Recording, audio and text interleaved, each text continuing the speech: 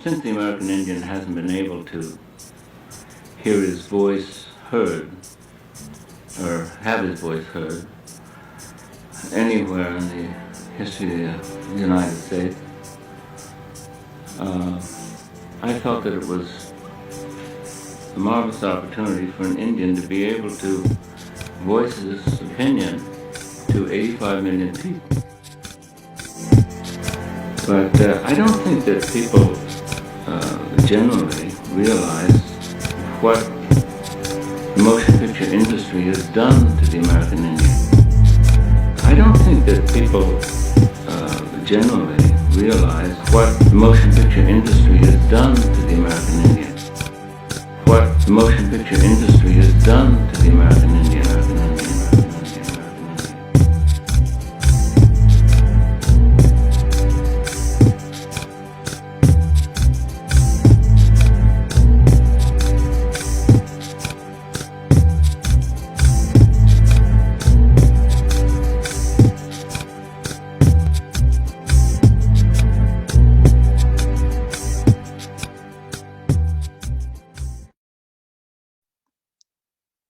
Hello, everybody, and thank you for joining us today. We'll be announcing a new program, a program that's never been done before in Indian country or the entertainment industry. So we're all very excited to have this announcement today. RNCI Global Film and Television Location Scouting and Management Career Development. But before we get into it, I'd like to share with you this year's virtual 25th RNCI Red Nation International Film Festival. Please visit rednationff.com for all 16 events and all of our 106 films that we'll be screening over this 30-day period. 36 films directed by women, 74 documentaries, 12 student films, and 10 experimental films. November 15th is our RNCI Red Nation Awards, and there's limited seating. So I'd suggest that you get your ticket now as soon as you can. They're $25 and you can purchase them at rednationff.com. On November 29th, we're having our first fundraiser, and it is all about music has the power to bring us all together. It's Red Nation Celebration Concert Series, Artists in Solidarity for Systemic Change Through the Arts and Music.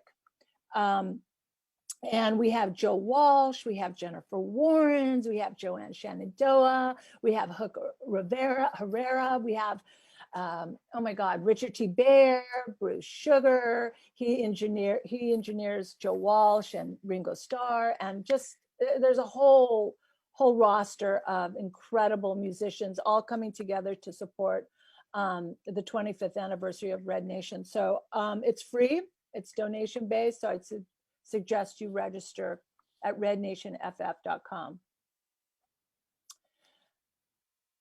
Also, all these programs, you can continue with our year-round programming by donating. And our 25th Red Nation Celebration Institute is creating systemic change through the arts and media, the first and largest global Native women-led enterprise founded in 1995 in Santa Fe, New Mexico during Indian Market. Red Nation Celebration Institute is the longest standing American Indian and Indigenous media, educational, arts, and cultural federally recognized nonprofit organization amplifying Native voices based in Los Angeles and in Santa Fe, New Mexico. RNCI, the authentic voice of American Indian and Indigenous nations, increases visibility of independent filmmakers, media artists, contemporary and traditional performing arts of diverse artistic disciplines, and content creators, amplifying cinematic excellence in creating systemic change through the arts with an emphasis on initiatives for Native women, girls, and youth in all media platforms and educational institutions. RNCI is dedicated to changing the narrative about Native peoples on a global scale.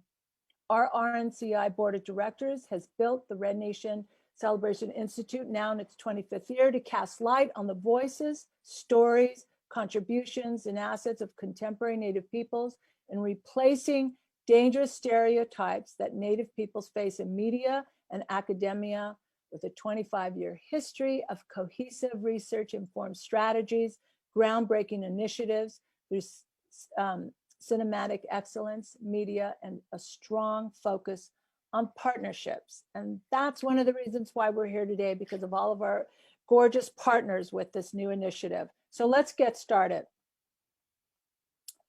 RNCI's new initiative has partnered with several film commissions and offices globally.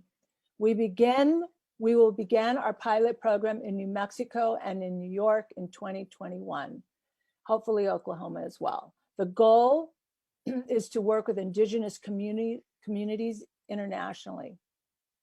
This is the first for Indian country and the entertainment industry. Never before has there been a resource like this, a program designed for Indian country and the entertainment industry to train talent in our Native communities. RNCI and LMGI created the first registry database, which is a great resource center for the film industry, and we'll talk about more on that later. There are a lot more great careers in film than actor, director, and producer and writer. But there are more than 30 other departments: assistant directors, script supervisors, camera, sound, electric, grip, makeup, hair, costumes, art department, construction, set decoration, property, special effects, medic, visual effects, studio teachers, production office staff, PAs, assistants to directors, producers, accounting, casting, post-production, legal, locations, catering, craft service, and transportation. There's a lot of hiring that needs to be done. That's for sure. So I'd like to introduce our partners to you. I'd like to introduce Todd Christensen. We have four, well, before I introduce Todd, we have 4 motion picture location managers on our panel today, and all members of the Location Managers Guild International, LMGI, which is partnering with RNCI on this initiative. And we are all are members of the Hollywood Teamsters Local 399. I'd like to introduce Todd Christensen. I've known Todd. I say 12, he says 13. So we're always going to go on that, Todd. This is like the deal between us.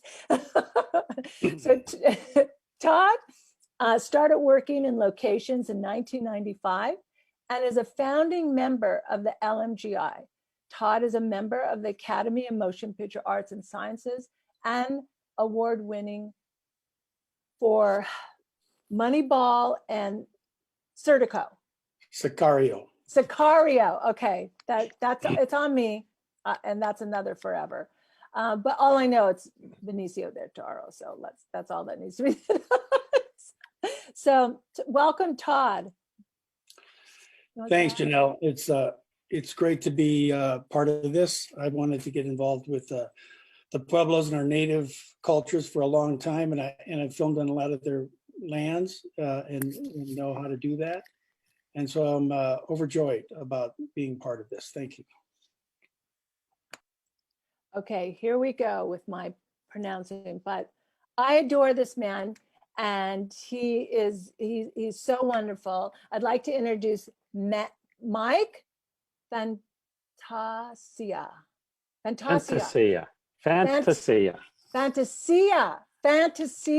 Yeah. I love that name. Thank you. I do too. Mike Fantasia has been a location manager for 31 years.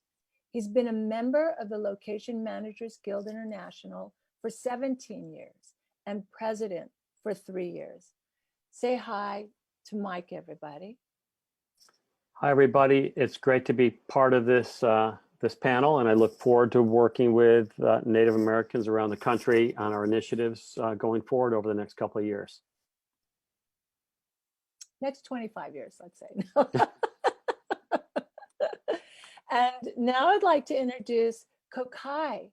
Kokai has been in the film and television business for over 50 years and is a member of the DGA, the LMGI, and the Academy of Motion Picture Arts and Sciences, and is a retired member of the Teamsters Local 399. Hi, Kokai and Pa. How are you? Hello, everyone, and thank you for tuning in and being a part of this program. So now, excuse me, I'd like to introduce this lady here. She, as soon as I sent this email out months ago to all the film commissions and offices globally, Kristen Dewey was on it right away, immediately called in. I have so much fun working with her, and she's been involved in our community and as well as her mom, and so in our Native community. So it's really been an honor and a lot of fun to work with you. Kristen has been a location manager since 1984 and has worked on more than 70 union motion pictures and television productions. She was the filming coordinator for the city of Pasadena for 8 years and is co-chair of the new RNCI Indigenous Film Crew Registry, which we'll tell you about later. Hi. Hi. There you are. Yes, she's amazing. Powerhouse. And now I'd like to introduce an RNCI board member, Susan Manson. Susan Manson is not a location manager, but she is the founder and co-president of Women Empowering Women for Indigenous Nations, has served as her tribal chair, vice chair, interim council member, and transition team member. She has also served as the second woman to ever be elected by tribal governments across the nation as president of the National Congress of American Indians, the oldest and largest national American Indian organization. Susan is a rights advocate and has been fighting for fishing and water rights in sovereignty for the past 40 years. Let's welcome Susan. Hi. I'm really pleased to be with everyone today, and I am really excited about this unique partnership that we are sharing. So Susan, I'd like to introduce this part of the initiative, this program, and how this really all came together, this vision, because our Native peoples are so connected to the land and our resources. I thought, wow, wouldn't it be fabulous and wonderful to train our Native community to be location managers because of the fact that we're so connected and we know the land so well. Susan, can you discuss the advantages of filming in Indian country and training our relatives to qualify for good film production jobs while protecting the land and culture? It's my privilege. I'm having a little internet connection difficulties, and so I hope that this all goes well. I want to come from the perspective about how we as Native people are great stewards of our land and have been since the beginning of time, and that there's a unique spiritual connection that we have with Mother Earth and all things that fly, swim, crawl, or walk on this earth, but also for our water and the things that grow on Mother Earth. And so I know that all of you have had the same teachings as you have grown up as I have. So talking about the uniqueness that makes us have special qualities for these location manager positions is that we, having this respect for Mother Earth, we tend to, and I want to just say, as we go into a territory, to be respectful of everything that is there, including the people whose homelands we are visiting. And so it's important for us to understand that the connection to the land, even though we may not have control over the lands today, as we did in the past over our ancestral territories, we are still uniquely connected to those lands, and that we still care about protecting our burial sites and our sacred sites. And we still care about making sure that the resources in our homelands are protected and provided for future generations. So it's important for us to acknowledge that, because as we go into someone else's home, we want to be sure that we're getting in touch with the spiritual people from those places and for their tribal governmental as we approach the area, because, and that's uniquely who we are as a people, and having respect for each other and the land that we live on.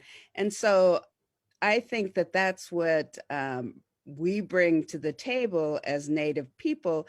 That's a unique position from other people, because you want to understand where you're going and how to behave while you are in those homelands of someone else that, you know, is concerned about their sacred areas. And so having that basic understanding and belief on who we are, we come to the table with that already. And also with a unique position, having growing up in tribal communities, about the inner politics of an area and the family to family issues that exist within our communities that are really important when you're going to work with Native communities. And so having that perspective about that better prepares us for those unique qualities that, you know, are good for this position. And I also think that having been in the tourist industry for some time now as tribal communities, that many of us are trained to work with local governments, with local agencies within our tribal structure and our tribal membership that make us better suited and for this kind of environment. And so I'm excited about the qualities that we have inherited through our cultural, you know, upbringing, that we can bring to the table, that are qualities that are these positions require and are looking for to be good local managers. And so I just really am excited about this opportunity and want to encourage Native Indigenous people to apply for these positions, because you already have some wonderful inherent abilities that you will bring to the table that will help for being able to leave a place exactly as you found it, which is really important in being a location manager. You want to leave a place you know, looking like it did when you got there, and that you know, that you would bring in, you know, the spiritual person to say a blessing for the production and ensure that, you know, things go well, and that, you know, that everyone has a basic understanding about the people that come from the land that we're working on, and that will help them to be more aware and respectful of what's expected of them while they are on our homelands. And so I encourage you to step up and get involved in this wonderful project that we are joining in. Well, thank you. You know, it's, you know, Red Nation created the Film Consultant Award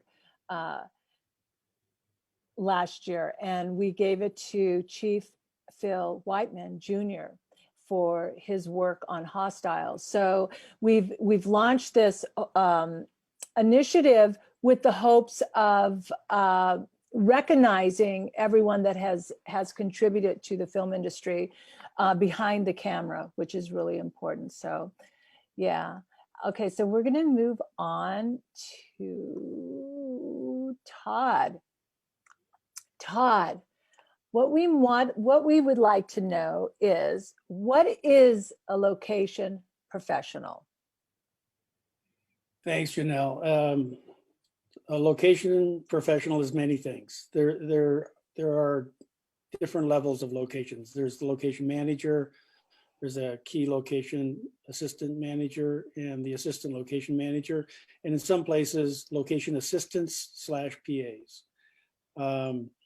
Filming itself, what we do, what a location professional does is broken into 4 places, which is scouting, prepping, filming, and wrapping.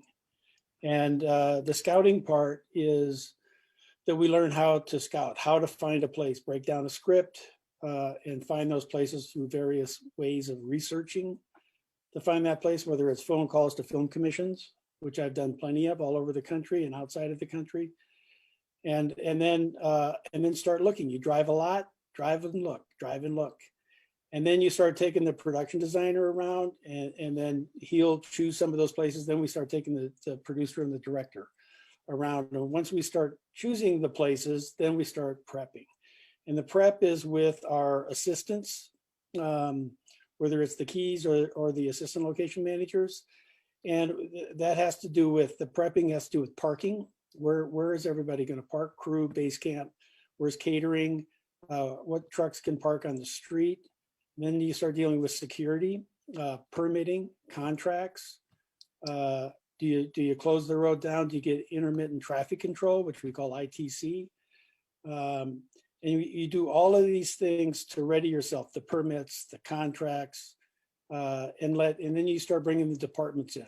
All the departments that need to come in, set dressing, construction possibly, any others from the art department, to do whatever they need to make that location look like it is in the script. And once all of that is done, then you start filming. And with the filming starting, you get ready. The morning start at 3:30, 4 o'clock in the morning, whatever it is to make it run smoothly.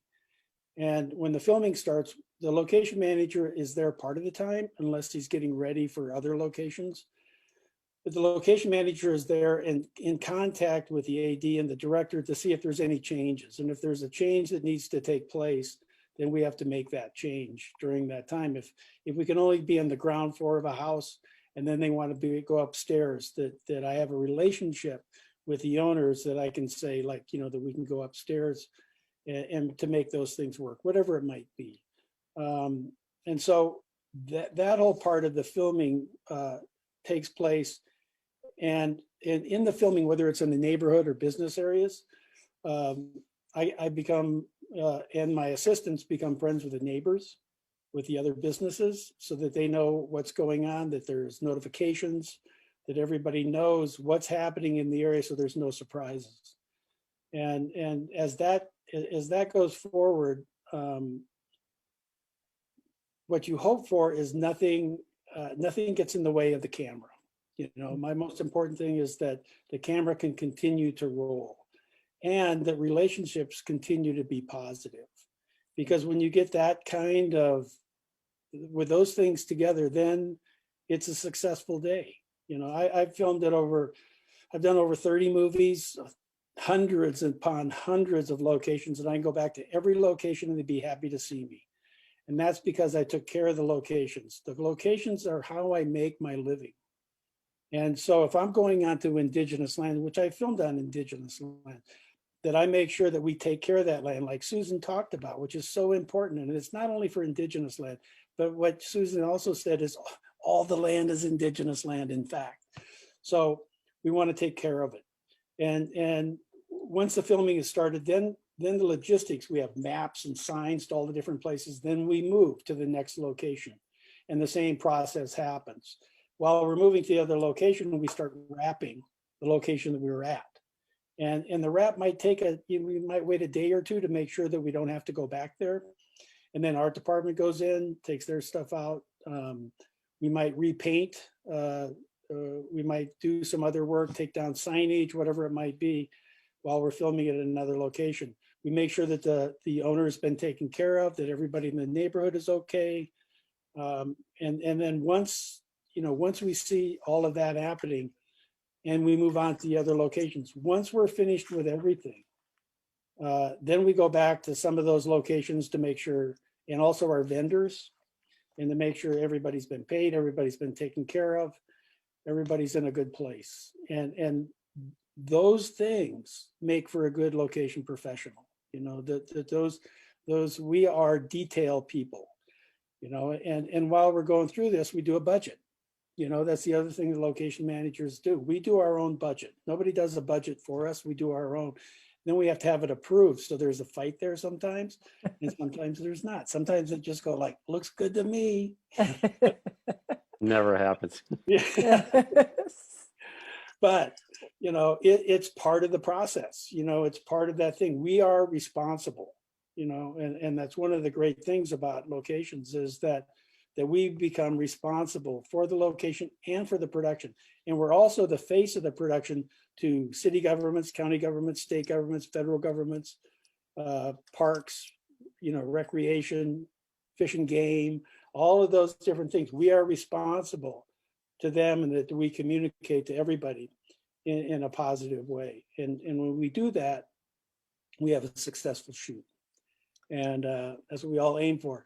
And the other thing is, like, I have filmed with Native people. Peter Pino from Zia Pueblo, who recently died of COVID, sadly. But Peter was a gem of a human being, talking to us about his Native culture and the respect that we have for it. And so he has been a shining light for me for many years and continues to be.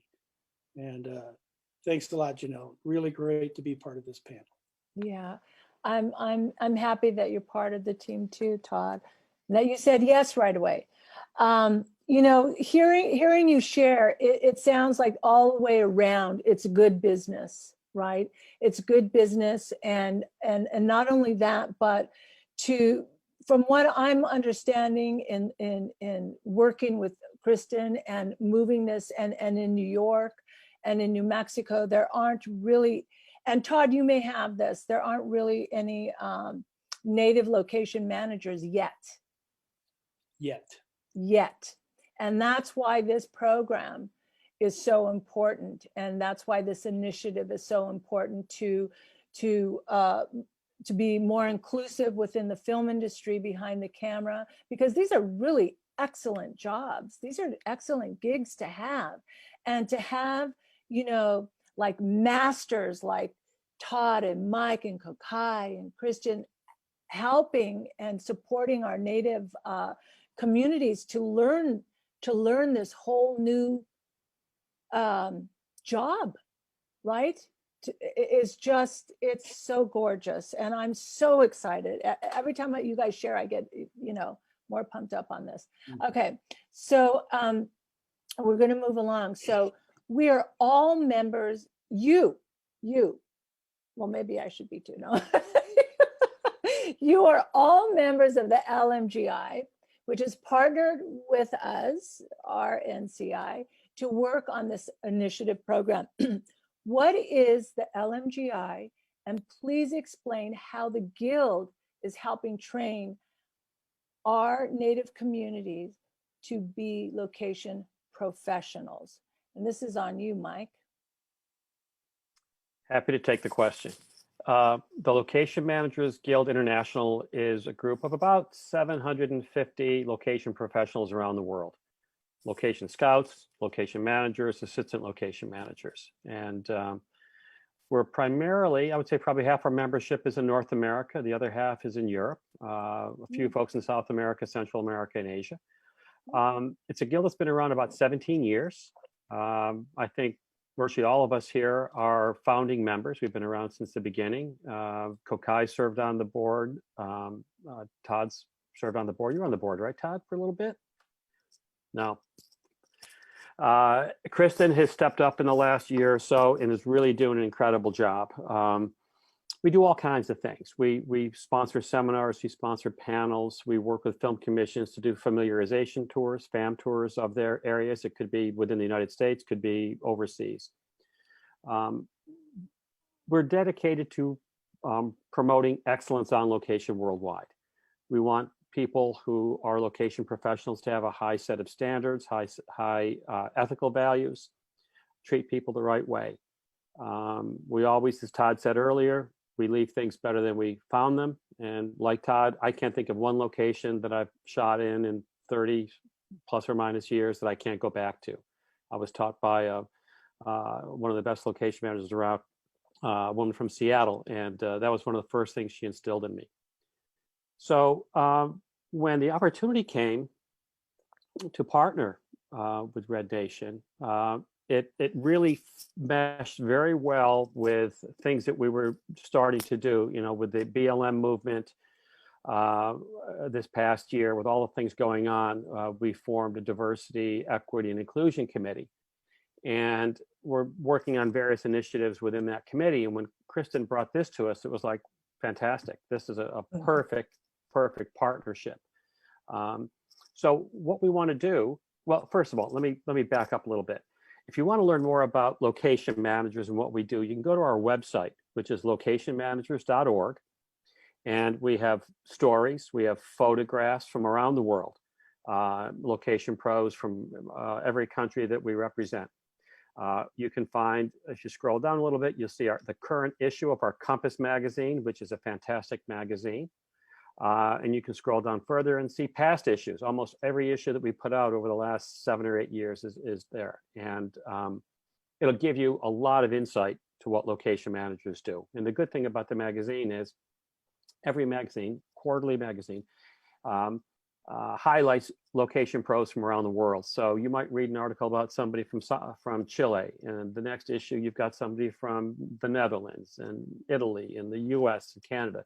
So you really see the broad base of location managers that are out there and the different kinds of things that they do.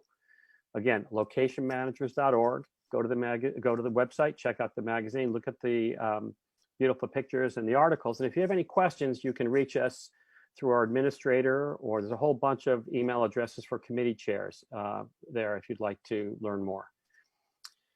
As far as working on the initiative, as I said earlier, it meshes very well with some things the Guild is already doing.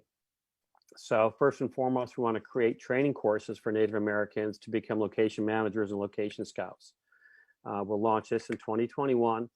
And what we hope it will entail over the course of time is many different training classes.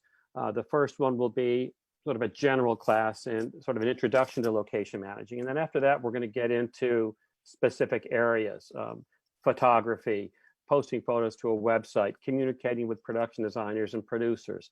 There's a million topics out there. And I know that there's just unlimited topics that we can work on. So hopefully after we launch the initial course, we see where people's interest is, and we'll tailor additional training sessions and courses towards what we think is important, as well as what the Native American folks who are participating think are important. We're also going to be working on training tribal film liaisons on how to work with film and television productions, location professionals, and crew. It's something that's really needed. I've worked on a few Pueblos and with a few nations around the country. I've worked mostly with folks in Montana, some of the Montana reservations. And some of the nations have liaisons, some don't. So what we'd like to do is to sort of come up with some basic criteria, some basic information that every liaison should know, every film liaison should know and have in their back pocket so that they know how best to work with us. And I think this also can flow from some of the educational programs we're already putting together. And I think we'll be able to launch this very easily in 2021. So that sort of in a nutshell is who the LMGI is, what the LMGI is, and the initiatives that we're looking forward to. If you have any questions, concerns, you can get a hold of us, MikeFantasy1@mac.com. I'll answer every email. Might take a little bit, but I'll answer the email, as Kristen can attest. But I will answer your emails. Anyway, I'm very happy and very proud to be part of this, and I look forward to working on it for many years with you folks. Thank you. Thank you, Mike. Okay, so now we're going to move on to, and get Kristen and Kokai involved in this conversation here. And my questions to you two are, what are the qualities of a good location professional? Okay.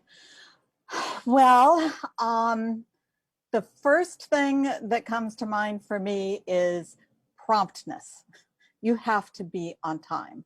Time is money in this business, and it's very important that you don't get there on time. You get there 15 minutes early. And if you plan on eating breakfast, then you get there more earlier than that.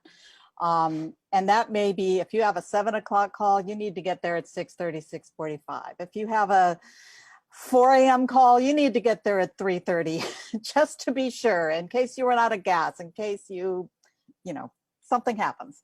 So that's the most important thing, is you've got to be there. If you're not there, or if you're late more than once, more than twice, people are going to be looking at you and you're going to be replaced. So promptness is important. Also, what Todd was saying, and Janelle, you need to be friendly. You need to have people skills. You need to be good with people, be able to make people comfortable, because when you meet them, it's just you. And, you know, you're a good guy, you're a good gal. You can, you know, you can talk to people and make them comfortable with what you're talking about doing. But when you come back, you're bringing the circus, and you'll have an entire circus or an army when you return. And you need to be able to take care of ruffled feathers, make sure everyone understands what's happening, make sure everyone's comfortable. What I was taught when I first started was that you need to protect the production company from the public and protect the public from the production company. So you want to be able to make sure that your movie gets made, that everything happens, that, you know, the cameras keep rolling. But at the same time, you need to make sure that the community is okay, that everyone's all right, that you're looking out for everyone's interests with production and with the community. And that, I think, is something that's especially good for the Native Americans on and around Indian land, is that as Susan mentioned, you know all of those people. You know the people, you know the tribes, you know the tribal governments, you know the land and the areas that, you know, where we can film, where we shouldn't film, and all that stuff. So that's really great and important, and what most location managers don't necessarily have at their fingertips. And then aside from that, I would say just good organizational skills. You're responsible for a lot of things. You have a lot of balls in the air, and you need to be organized and take a lot of notes, just lots of notes. Go down your notepad, make sure you've done everything that's on your pad, and report back when it's done so that your supervisor knows, that kind of stuff. That's all I can think of off the top of my head, but there's a lot more. That's a good start. That's a lot. And Kokai, what do you think? Well, there's not a lot more, but anyway, here's the thing though. The promptness definitely is the key. And your call, and in the film business, your call is the time you're supposed to be on set. But your call is a half hour to 45 minutes before that time, first of all. And if you're starting out, which most of you will be, you'll be there when the caterer comes, because you're going to be making sure the caterer gets parked. So you'll be there at 3 o'clock, and you may not get breakfast, because the first hours of the morning are the most busy for location people, making sure everyone gets in. So, and that is something that you just have to get used to, because your primary is your job. It's not your eating, but is your job. And then you go in and you do that. Being good with people, that's the ultimate characteristic you have to have, because your whole job is being with people. And it's not just the public, it's also being able to interact with all of these technicians who are all artists. You talk about the grips, Janelle, you talked about the grips, you talked about hair, makeup. We deal with all of these people, and they all have a different attitude and a different way that they approach their jobs because they are specific trades, and you have to be able to mesh and get yourself to be able to get them to flow with you, to find out, because you're going to set the flow up of how the set is laid out, how things should how people will come in, how extras will be offloaded into the set, how they'll get to makeup, how they get whatever. And so you're going to have to be able to flow with these different artists, let alone with the neighbor next door who wants to cut the grass, or someone down the street that wants to start a building project while you're shooting. You're going to have to be able to deal with all that. Yeah, that's right. That's where you're going to look when that happens. and so that's good. And the thing, one of the key things is always have a notebook and a pen. Always have something to take notes. Don't rely on your memory, because that will come back to bite you. So good note taking, being well organized is definitely is a must. So the job isn't for everyone, and then you'll develop other skills. You'll develop how to take pictures. You'll develop, how the best way to shoot locations and the best way to scout locations. But in talking to people who are looking now and want to know what this job is all about, those are the key things. Are you a good person with people?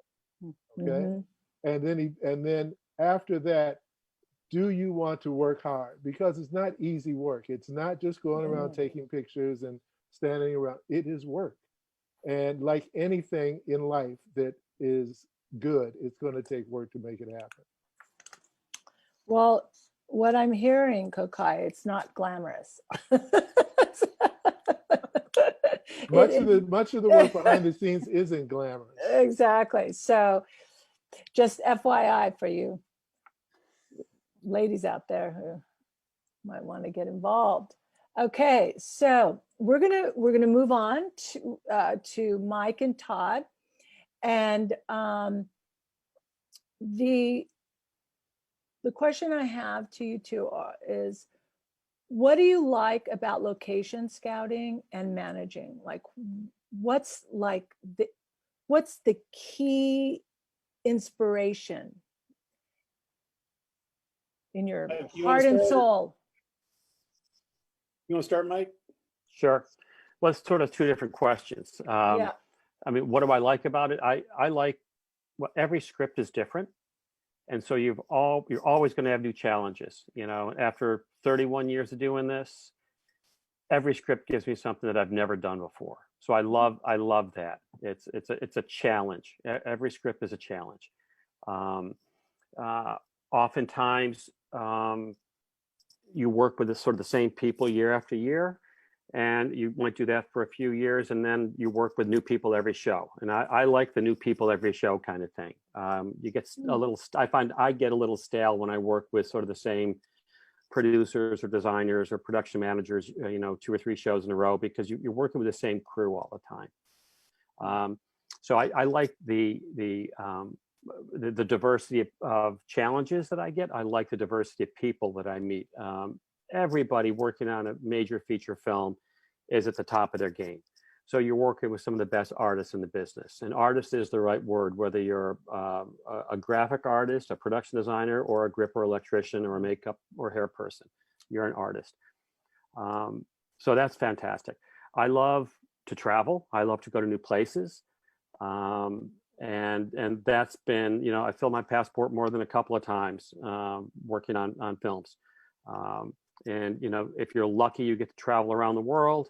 And if you're lucky, you get to stay in the United States at the same time. It's every show's different. New opportunities for locations, whether it's on the Zia Pueblo in New Mexico, or you're on top of a skyscraper in Manhattan, underneath a pyramid, an Aztec Inca pyramid in Mexico or Guatemala. I mean, everybody here can attest. We go to places that most people never get a chance to see. I can name 50 places that I know nobody that I know has ever been before. And one of the great things for me is if we have a location in our script, I might scout 10 or 15 or 20 or 30 different locations before the crew shows up at the one that we end up filming at. So every project provides new challenges and therefore new opportunities to learn and to meet people. And I'm close to retirement now, and I'm a little bummed because I'm not going to have these opportunities anymore to work with new people. I'll be able to travel a lot, but I'm sort of going to miss the opportunity to work with some of the folks that I work with because they really are fantastic artists. Todd, take over. Thanks, Mike. Yeah, the first thing that I really liked was the collaboration. And I came from the art world where it was me in the studio, and the film business is a collaboration. I loved it, and it was the biggest challenge as well, because we have to deliver for everyone. So that part was amazing. I really, I embraced that part of it. The other thing was like meeting new people, downtown LA where I first started working, meeting people, talking to them about filming, about what filming means, about what's going to happen. All those things had to do with my excitement about actually being on a film, and having this opportunity to work on a film. There's people that I filmed at 15, 20 years ago that I'm friends with, that I still know, that we're still in contact with each other, and the relationships that are built up. It's like there was somebody that said in a movie I was doing in North Carolina, said like, you make a lot of friends. And I was like, I do. I mean, I love that part, that relationship, and also getting people involved in the filmmaking process. I like to bring people behind camera so that they can see what it goes on, that they can see, like they see these shows on TV. Sometimes you go to a neighborhood or a business area or different, a ranch or wherever it might be, and nobody's ever been on a film set. And when you bring them on a film set, it's amazing. I was doing a movie up in Nebraska at a ranch for Buster Scruggs, and the rancher was like, he loved the Coen Brothers and he couldn't wait to see filming. He's always wanted to see filming. This guy's been on this ranch, his family's been on this ranch since 1903. And so I said, well, I can't wait for you to come and tell me, like, it's like grass growing, because it's a slow process. So for the first 2 days, man, that guy was so enthusiastic about watching it. And the third day he said, Todd, I got to go deal with my cattle.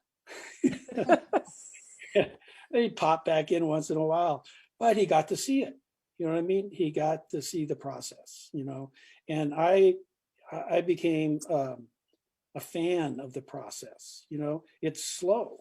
It is like, from us going from scouting to finding the places, scouting 40, 50 places sometimes to get to the one place, and then to do that for 30 or 40 different locations.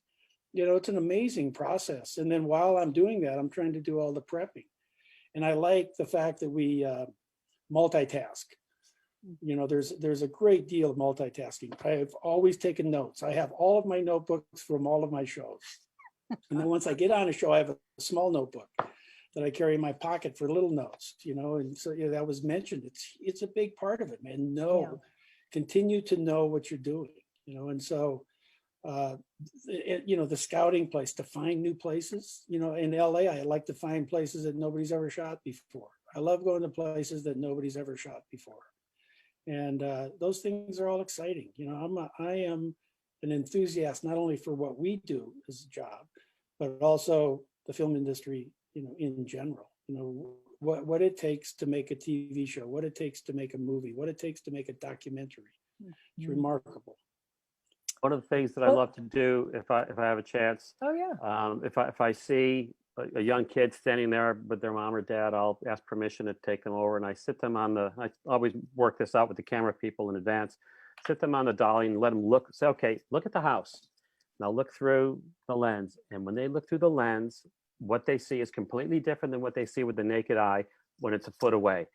And the look of wonderment and excitement, I do that on almost every film, and I always smile. And the parent always, is so ecstatic that their child has had a chance to see something like that. It's really pretty cool. What a great idea. Yeah, Mike, I'm so happy. It brings tears to my eyes because it brings up the memories when I was little. My mom was one of the, Elvis Presley had 6 girls that he trusted to dance with him on his films. And my mom was one of them. So my mom would bring me to the MGM lot when I was like 7, 8, 9 years old. And Nancy Sinatra on this one film, I think it was Speedway or one of those. And she had to hide me in her trailer because the Colonel didn't like kids on the set. So that's how I learned my craft, by just sitting there, and watching everyone do their thing, at a very young age. And, I totally believe in shadowing.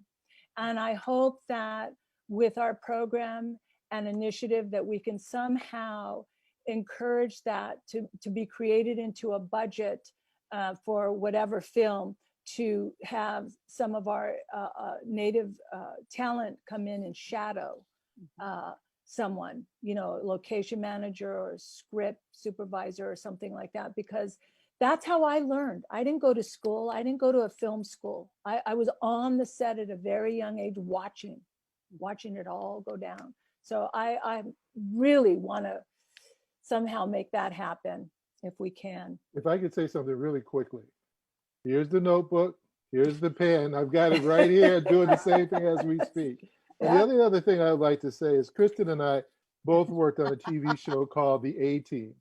And really one of the things, and we talked about this the last couple of days, one of the lines in The A-Team was, I love when the plan comes together. And that's what I really like, is that when we start out, it's just how are we going to do this? Yeah. And as it comes together, I love seeing the process and love seeing it come together. That's the part I used to really love. Yeah, that's the magic. And in the email chain, I thought you were referring to this group, the A-Team. I love watching it all go. I was like, okay, now I know where it's coming from. All right, busted. I was like, oh, okay. We are also the A-Team. We are also the A-Team. Yeah. There you go. I know. Now I know. Okay. So, let's see here. Kokai. Yes. How does someone get a job as a location professional? Okay. Well, the key thing is you're not going to get a job in any of these professions right away. You're going to have to do some dues, pay some dues. And so the key thing, if you want to be involved with this business, and if this workshop, or when this workshop is happening, get involved with that so that you learn something of this trade. There's one.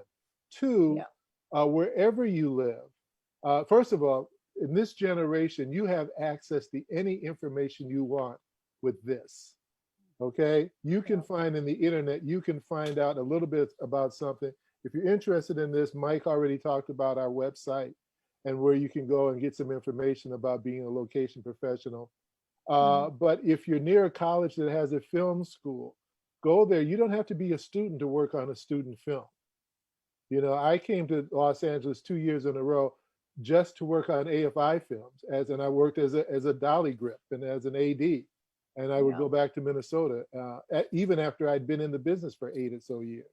But you just have to go out, and it's going to take you wanting to do this, okay? And that's in any profession. You have to want to do it enough.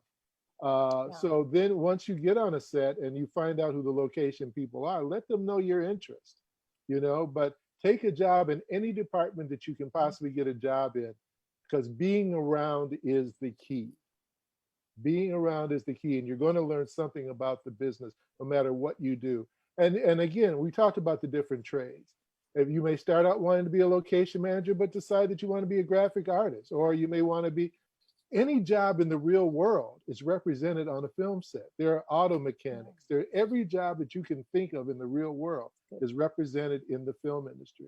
But in terms of being a location person, if that's what you want to do, then try and work on some student films, and just so that you can, because they're always looking for help.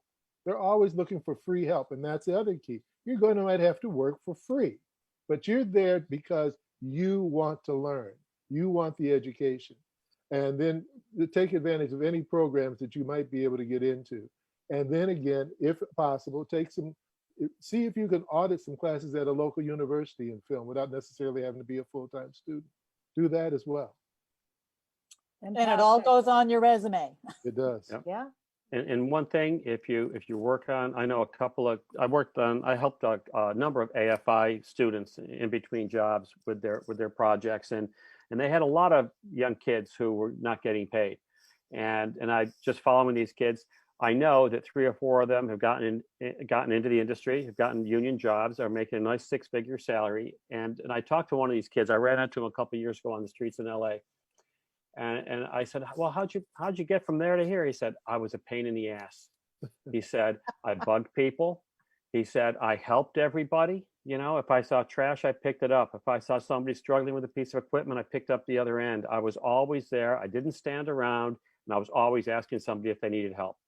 And he said, that's why I'm a union member and making a nice salary now. It's because they were persistent.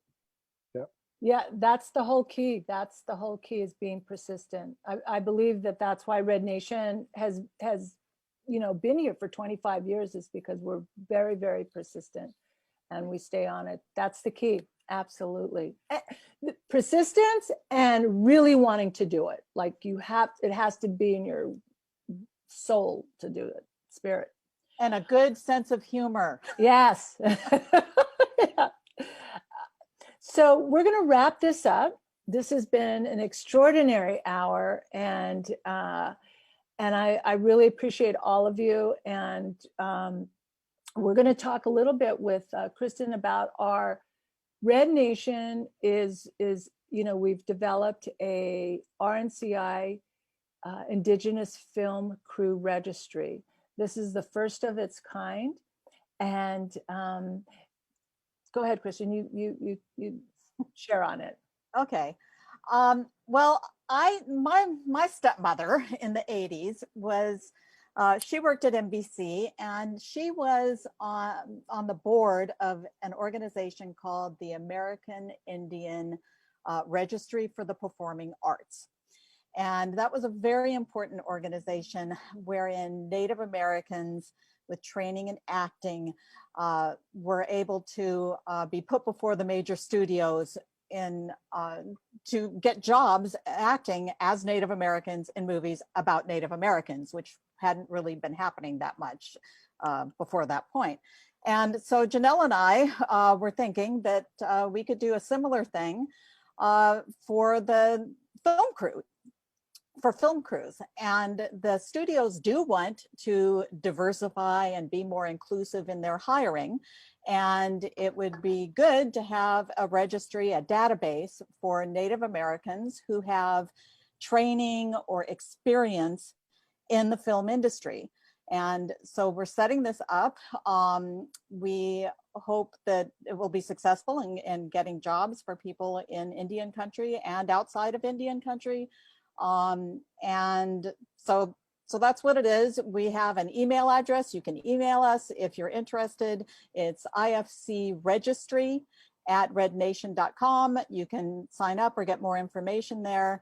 And meanwhile, can continue taking those courses, any kind of training you can do, and that can all go onto your resume at the registry. And then people like Mike and Todd and Kakai and myself, when we're going to be filming, especially in Indian country, one of the first things we can do is look at that registry and see who our local hires are going to be. And it's also important for the studios. They like to hear that too, because local hires are less expensive than bringing crews in from Los Angeles or New York or out of town. So that's what we're doing. And I hope that you all sign up. I do too, and I think it's a wonderful start. So this is a question to everyone on this panel, except Susan and I, because we're not location managers. But what is the best or funniest or special or extraordinary one memory from each location manager on this panel? I'll start out if I may. Okay. Yes. I thought about this long and hard, and you know, there's just so many. Yeah. But one of the most special occasions on location, I worked on a movie called The River Wild, and they shot a good chunk of the river work in Montana, outside of Libby, Montana, where I have a house. And we filmed the Kootenai Falls is the holiest of holy places for the Kootenai Salish Nation. And we before I came on, Jim Tadovic, who some of you folks know, was a location manager, and he did great work working with the Kootenai to get permission to film there. But it was a very, very, it's a very sacred site. It's like going to the Vatican for a Catholic. It's really, it's where they go for their vision quests and where young boys become men. And it's a special place. It's about a mile of class 4 and 5 rapids. And it's just fantastic. And we shot on the river for probably 50 or 60 days. Remember one day, end of the day, you know, the crew wraps and everybody's loading out. Everything came in and out by helicopter. So we had, you know, helicopters in and out, you know, all, you know, for an hour getting everybody out of there. And I always waited and I walked out. It's just a short walk. I remember sitting there just as the last helicopter was taking off and the sun was going down. And I sort of sat down on the rock and I just looked down the river, and the roar of the river, you could hardly hear somebody 10 feet away from you. The sun was going down, the sky was purple, the water was gold, and the color of it was just like a magical, magical moment. I said, I will never forget this moment. And it's one moment of millions of moments on films that I'll always remember. And I just remember how special it was and how thankful I was that the nation worked with us to allow us to film there. And if you saw The Revenant, the waterfall scene in The Revenant is that same waterfall. Oh, wow. Yeah, it's beautiful, beautiful spot. Great story, Mike. Yeah. You know, it's the same thing. I have many stories that are like amazing, special moments, but the one I'll share is working on Sicario. Somebody had scouted some before I was on another job. They hired me to do the job, and they had shown the village at Laguna Pueblo, and it's very difficult, if not impossible, to shoot at a village. And so I got this guy, Vernon, who was going to help me. And I kept saying to Vernon, you know, I'm nervous. You know, the director had been out there. I'd taken the director and everybody out. I said, I'm nervous. I'm nervous about shooting at the village. This is not an easy thing. This is the old village. And he said, it's going to be okay. It's going to be okay. It's going to be okay. So I said, no, man, you know, finally after like the second or third trip, I said, I got to talk to the governor, to go in front of the council, to the lawyer, whoever. I need to know that this is possible to happen. He said, okay. So we went over to the administrative building, and as we were going over there, coming out of the door is this guy named Harry. He introduced me to Harry, tells Harry who I am. Harry's the mayor domo of the village. He tells Harry who I am and what I'm doing there. And Harry looked at me and he said, Todd, you look like economic development to me. And we had the best time filming there, prepping. I hired everybody from the Pueblo, all the security. Vernon was my assistant. Some other guys jumped in. I talked to all the neighbors there. We were welcomed. It was just like, it was one of those experiences when I heard after that with Harry, I went back to the office and I told Denny Villeneuve and the producers, I said, we can do it. We can do it. And they said, we thought we could always do it. Oh, we can do it. We all hugged each other, you know, it was amazing. And it was like one of the great experiences, you know, that I had filming and dealing with, you know, our indigenous people in a very favorable, positive way. It was great. You know what, with me, it's, there's like everyone says, there's so many moments, but with me, it's sort of every time you start a new show, you go on the set for the first time and you run into people that you've worked with before that you haven't seen in 10 or 20 or 30 years, that you've had such a bond with on that show that you worked with them so hard on for so long, and then it was gone and you moved on to your next show. But every single show that I go on, you find one or two or maybe three people that you know that you've shared such a big story with. And that's my favorite part, is just running back into, because we're really all a big family, truly. And just making those family connections on every new show that you do, you run into those old friends, and that's my favorite part. So my story, I might get run out of this group for telling this story, but we all love it when we know we have a location. I mean that we've got it, as Todd said, you know we've got it.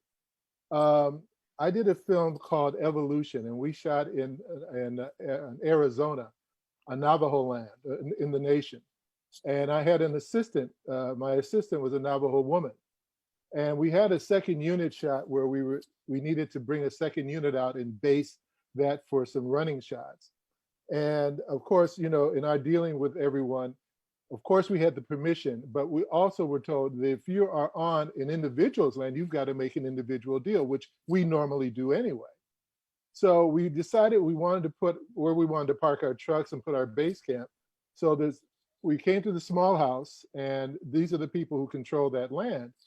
And so here I come into this house, you know, and I'm not someone who normally is coming into a house like that, with my assistant, and all the little kids are sitting on the floor. There's a woman and her kids and her father, who is the head of the family. And so we're sitting at the kitchen table, and the kids are on the floor, and they're just looking up at me like, okay, who is this guy?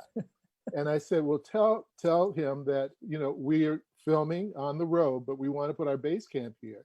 And that means we would put some temporary tents and we'd park some equipment. And she tells him, I'm just my impression, you know, of her Navajo.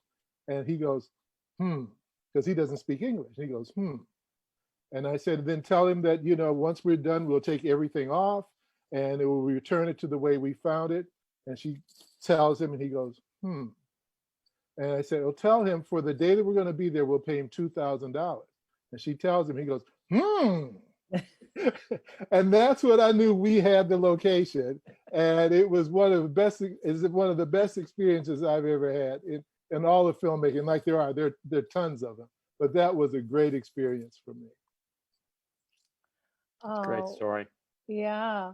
Well, I want to thank all of you for sharing these stories and these memories. I love making movies, and I know all of you love making movies, and I'm, again, super excited about the impact that this program is going to have on Indian country, economic development, and and the film industry. I'd like to bring it back as we're closing to Kristen and talk about our film careers, our masterclass, available, all of that.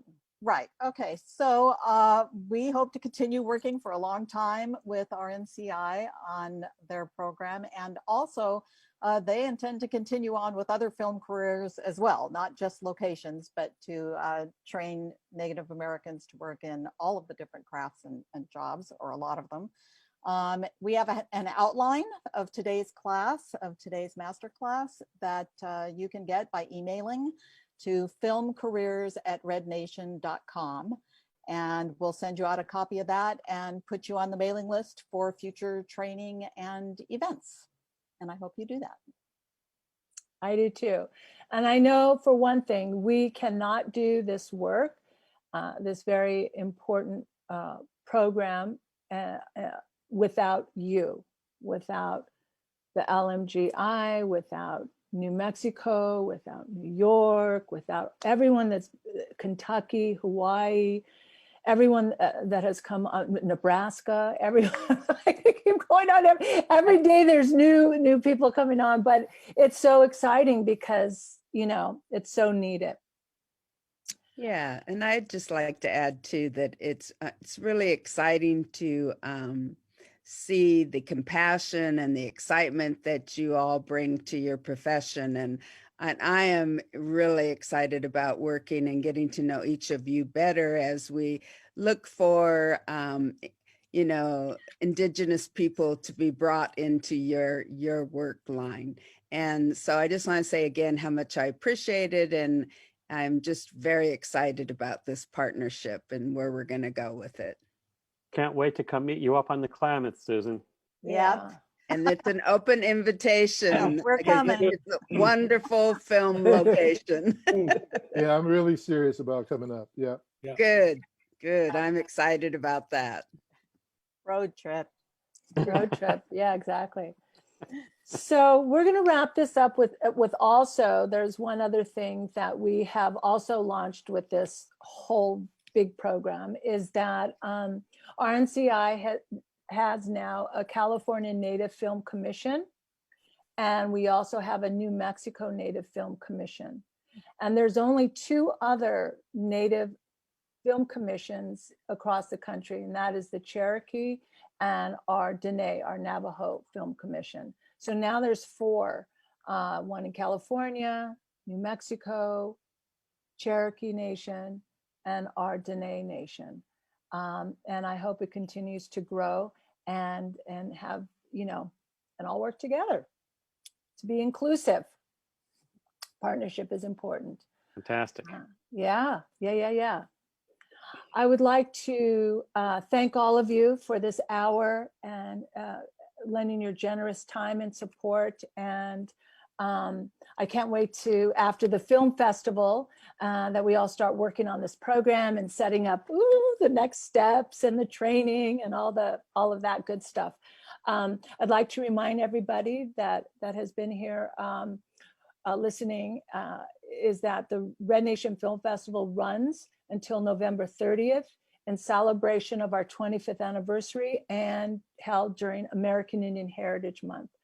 I encourage you to visit our site, rednationff.com, to see all the gorgeous filmmakers that we have, 106. They're just, oh God, I love filmmakers. They're just, their vision is just really incredible this year. Every single film. And also the 16 events that we have lined up. And get your ticket to the award ceremony, register for the concert series. We'll see you at the movies, all on this magic online virtual deal that we're all in. I want to thank you, Todd and Mike and Kokai and Susan and Kristen. We'll talk later. No, that's what we always do. Let's see. I also like to thank all of our sponsors. We would not be able to do this work, this very important work, if it weren't for our sponsors. Our continuing sponsors that always support us, and our new sponsors, and the ones that will come after this festival with our program. I want to thank you all for joining us today, and we'll see you tomorrow for day 6, and it's called The Screenwriter, Book to Screen.